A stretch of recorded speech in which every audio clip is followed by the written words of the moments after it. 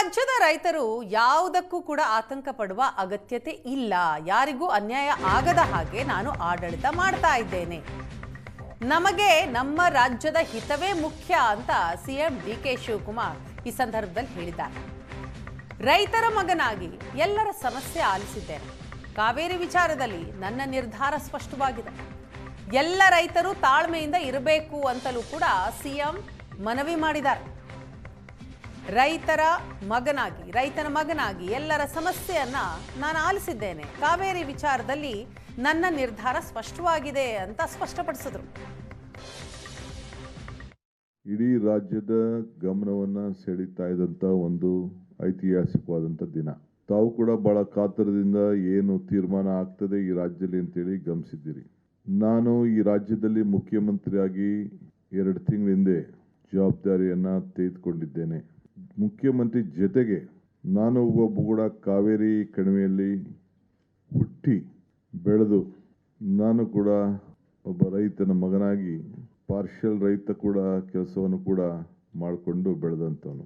ಕಾವೇರಿ ವಿಚಾರದಲ್ಲಿ ರಾಜ್ಯದ ಜನರ ಹಾಗೂ ರೈತರ ರಕ್ಷಣೆಗೆ ನಾನು ಮತ್ತು ನಮ್ಮ ಸರ್ಕಾರ ಎರಡು ಕೂಡ ಬದ್ಧವಾಗಿದೆ. ಯಾರಿಗೂ ಕೂಡ ಈ ರಾಜ್ಯದ 7.25 ಕೋಟಿ ಜನರಿಗೆ ಯಾವ ಥರದ ಅನುಮಾನ ಕೂಡ ಬೇಡ. ಎಲ್ಲ ಸಂದರ್ಭದಲ್ಲೂ ಕೂಡ ನಮ್ಮ ರಾಜ್ಯದ ಹಿತವನ್ನು ಕಾಪಾಡಿ ಯಾರಿಗೂ ಕೂಡ ಅನ್ಯಾಯ ಆಗದ ರೀತಿಯಲ್ಲಿ ಆಡಳಿತವನ್ನು ನಮ್ಮ ಸರ್ಕಾರ ಬಂಗಾರಪ್ಪನವ್ರ ಕಾಲದಿಂದ ಹಿಡಿದು ವೀರಪ್ಪಮೊಯ್ಯನವ್ರ ಕಾಲ, ಧರ್ಮಸಿಂಗ್ರವ್ರ ಕಾಲ, ಸಿದ್ದರಾಮಯ್ಯನವ್ರ ಕಾಲ, ಎಲ್ಲ ಕಾಲದಲ್ಲೂ ಕೂಡ ಕಾಂಗ್ರೆಸ್ ಆಡಳಿತ ಇದ್ದಾಗ ನಾವು ರಕ್ಷಣೆಯನ್ನು ಮಾಡಿಕೊಂಡು SM ಕೃಷ್ಣ ಅವ್ರ ಕಾಲದಲ್ಲಿ ಬಂದಿದ್ದೇವೆ. ವಿರೋಧ ಪಕ್ಷದ BJP ಇದ್ದಾಗಿರ್ಬೋದು, ದಳ ಇದ್ದಾಗಿರ್ಬೋದು, ಅವರು ಕೂಡ ಅವ್ರದೇ ಆದಂಥ ಪ್ರಯತ್ನವನ್ನು ಕೂಡ ಅವರು ಮಾಡಿಕೊಂಡು ಬಂದಿದ್ದಾರೆ. ಸರ್ವಪಕ್ಷ ಸಭೆಯ ಬಳಿಕ ಸಿಎಂ ಡಿಕೆ ಶಿವಕುಮಾರ್ ಏನೆಲ್ಲ ನಿರ್ಧಾರಕ್ಕೆ ಬರಲಾಯಿತು ಅನ್ನೋದರ ಬಗ್ಗೆ ಮಾಹಿತಿಯನ್ನ ನೀಡಿದರು. ಮಾಧ್ಯಮದ ಮುಂದೆ ಮಾತನಾಡಿದಂತಹ ಸಿಎಂ ಡಿಕೆ ಶಿವಕುಮಾರ್, ಒಗ್ಗಟ್ಟಿನ ನಿರ್ಧಾರಕ್ಕೆ ನಾವೆಲ್ಲ ಬಂದಿದ್ದೀವಿ. ಸುಪ್ರೀಂ ಕೋರ್ಟ್ಗೆ ಮೇಲ್ಮನವಿಯನ್ನ ಸಲ್ಲಿಸೋ ವಿಚಾರಕ್ಕೆ ಸಂಬಂಧಪಟ್ಟ ಹಾಗೆ ನಾವು ಚರ್ಚೆಯನ್ನ ಮಾಡ್ತೀವಿ. ಕಾನೂನು ತಜ್ಞರ ಜೊತೆ ಚರ್ಚಿಸಿ ನಿರ್ಧಾರ ಆಗುತ್ತೆ ಅಂತ ಹೇಳಿದ್ರು. ಕಾವೇರಿ ಕೊಳ್ಳದಲ್ಲಿ ಸದ್ಯಕ್ಕೆ ರಾಜ್ಯದಲ್ಲಿ ಮಳೆ ಆಗ್ತಾ ಇದೆ. ಹೇಮಾವತಿ, ಕಬಿನಿ ಜಲಾಶಯದಲ್ಲೂ ಒಳಹರಿವು ಹೆಚ್ಚಳ ಆಗಿದೆ. ನಿನ್ನೆಯಿಂದ ಕಬಿನಿಯಿಂದ ನೀರು ಹೊರಕ್ಕೆ ಹೋಗ್ತಾ ಇದೆ ಅಂತ ಸಿಎಂ ಡಿಕೆ ಶಿವಕುಮಾರ್ ಹೇಳಿದ್ರು. ಡ್ಯಾಂನಲ್ಲಿ ನೀರು ಹೆಚ್ಚಳವಾಗಿದ್ದರಿಂದ ಶೇಖರಣೆ ಮಾಡೋದಕ್ಕಾಗಲ್ಲ. ಕುಡಿಯುವ ನೀರಿಗೆ ಎಷ್ಟೇ ಕಷ್ಟ ಬಂದರೂ 40 TMC ಬೇಕು ಅಂತ ಹೇಳಿದ.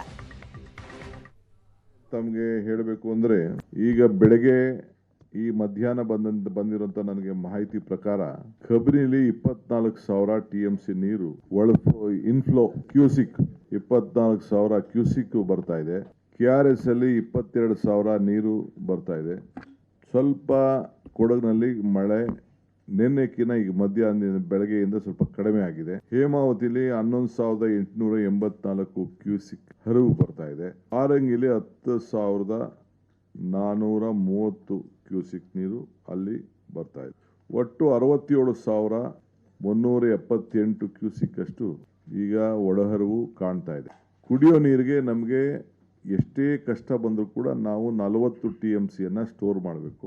36 TMC ಕಂಪಲ್ಸರಿ ಬೇಕು. ಇನ್ನು 4 TMC ಅಷ್ಟು ಏನು ನಮ್ಮ ಡ್ರೈಗೆ ಮತ್ತೊಂದು ಸಂದರ್ಭದಲ್ಲಿ ಹವಕ್ಕೆ ಅದನ್ನು ನಾವು ಗಮನದಲ್ಲಿ ಇಟ್ಕೊಳ್ಬೇಕು. ಈಗ ನಮ್ಮ ಎಲ್ಲ ರಾಷ್ಟ್ರೀಯ ನಾಯಕರುಗಳು, ಇಲ್ಲಿ ಬಂದಿದ್ದಂಥ ಮಾಜಿ ಮುಖ್ಯಮಂತ್ರಿಗಳು ಮತ್ತು ಕೇಂದ್ರದ ಮಂತ್ರಿಗಳು ಅವರೆಲ್ಲ ವಿಭಿನ್ನವಾದಂಥ ಅನೇಕ ಒಳ್ಳೊಳ್ಳೆ ಸಲಹೆಗಳನ್ನು ರಾಜ್ಯದ ಹಿತಕ್ಕೆ ಕೊಟ್ಟಿದ್ದಾರೆ, ತಿಳಿಸಿದ್ದೇನೆ.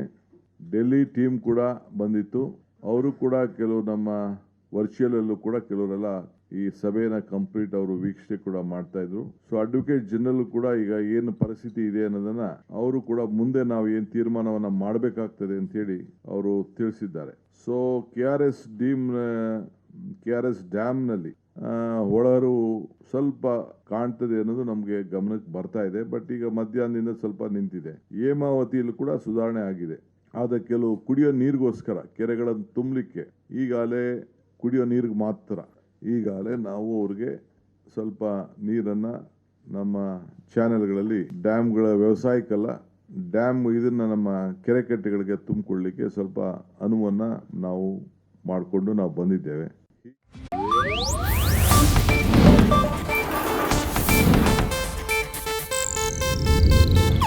ಇದು ಏಷ್ಯಾನೆಟ್ ನ್ಯೂಸ್ ನೆಟ್ವರ್ಕ್ ಪ್ರಸ್ತುತಿ.